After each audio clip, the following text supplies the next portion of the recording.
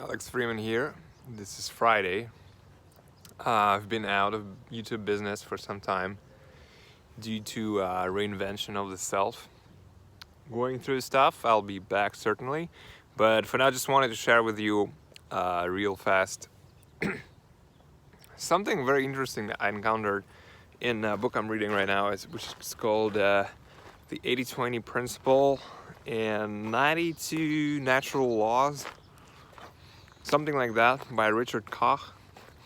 And in there he refers to another book by Richard Dawkins called The Selfish Gene, where a very interesting theory of life, the creation of life and what life is in general, which I never encountered. I just wanted to share it with you. So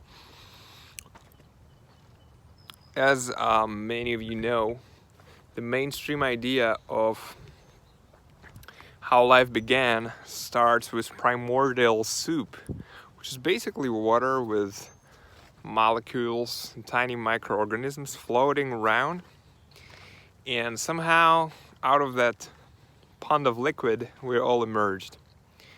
So the twist that Richard Dawkins brings to this theory, and it's really grand, is that in that pool of molecules there are certain new type of molecules appeared which were able to basically copy-paste.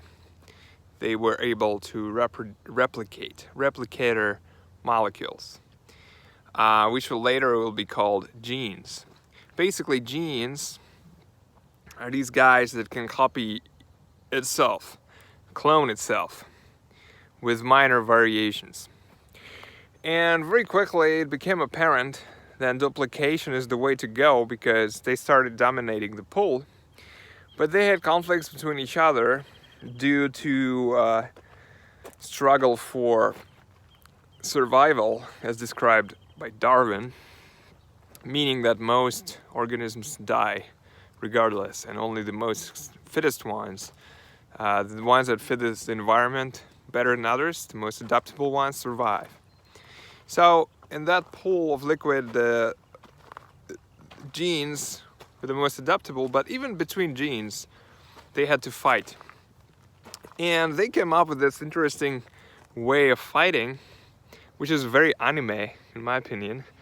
If you ever seen any mecha anime such as Evangelion or Code Geass, basically it's about making these huge robots and fighting, sitting inside a robot with controlling all its movements by a bunch of teenagers, which drastically increases the size and the capacity to attack and defense. So basically that's exactly what genes did. They started building these robots, and robots basically look like this.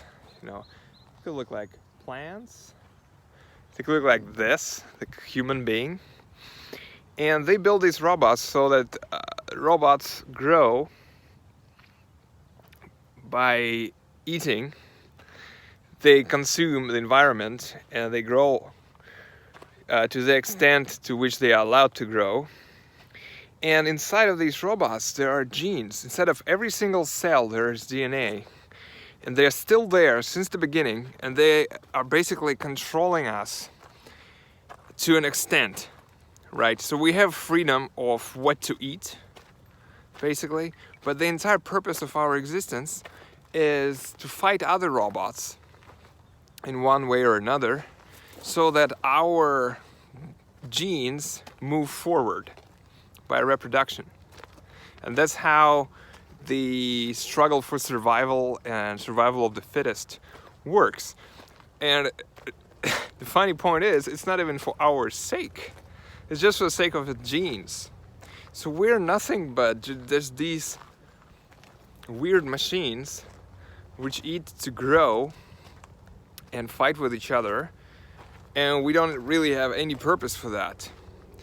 But genes have a purpose for that, and we only live to serve their purpose.